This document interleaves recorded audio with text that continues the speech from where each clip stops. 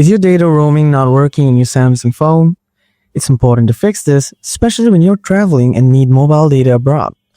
This issue usually happens due to wrong settings, but don't worry, there are some easy fixes that can solve it. Let's go through them step by step. Solution 1. Set global for data roaming. Go to settings again, tap connection, then tap mobile network. Now tap network mode, select global. After that, check whether your issue is solved or not. Solution 2.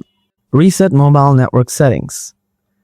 Go to settings, scroll down, tap general management. Scroll down again, tap reset. Now tap reset mobile network settings.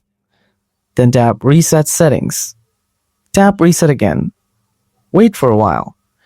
Once you're done, reconnect to mobile network and see if the problem is fixed.